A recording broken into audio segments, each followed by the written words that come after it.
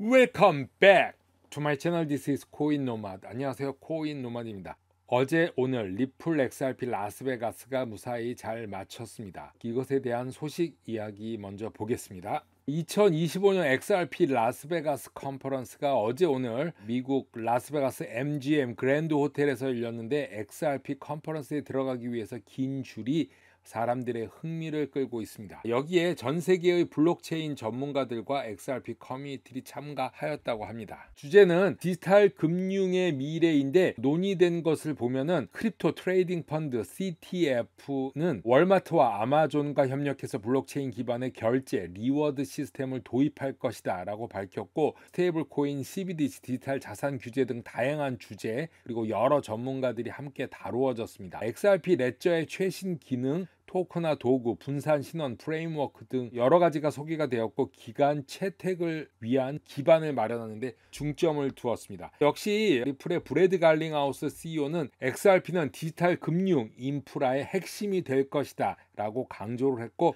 규제기관과 협력해서 생태계 확장에 노력할 것이다 라고 언급을 했습니다. 2025 XRP 라스베가스 행사의 의의는 단순한 기술 발표를 넘어서 블록체인 실제 적용 가능성과 규제기관과의 협력 방안을 모색하는 것을 중점적으로 보고 중요한 전환점이 되고 있다라고 밝히고 있습니다.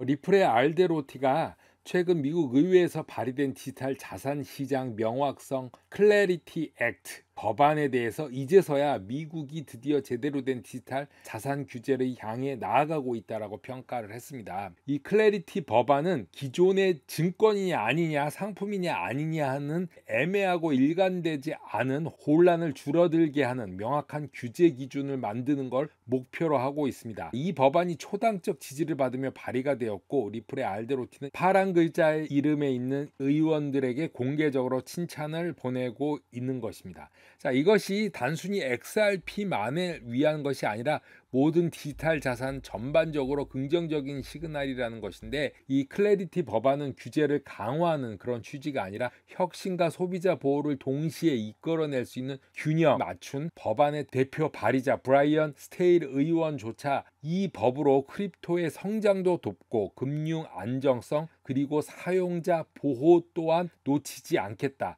균형 의지를 밝혔습니다. 리플의 알데로티는 이것으로서 미국 정치권과 함께 크립토 디지털 자산의 미래를 가기 위한 의미 있는 첫걸음을 내디뎠다라고 평가를 했습니다. 그만큼 이렇게 초당적인 균형을 잡힌 법안 만들기가 힘들다는 것입니다. 드디어 해 나가고 있다는 것입니다. 리플과 관련된 아주 흥미로운 이야기를 존 디톤이 언급을 했습니다. 오늘 일어난 일인데, 블록체인 기업에 투자할 수 있는 링크2라는 게 있는데 올해 2월 27일에 갑자기 운영을 중단했습니다. 문제는 이 링크2가 리플랩스의 지분 3%가 링크2를 통해서 보유가 되었다고 합니다. 뭐 그렇게 큰 부분은 아니지만 리플과 연관이 있기 때문에 계속 주시하고 있는데, 이 링크2에서 좀 더 알아보면은 리플과 같은 블록체인 기업에 투자할 수 있는 플랫폼입니다. 고객이 14,000명 정도, 좀 적죠?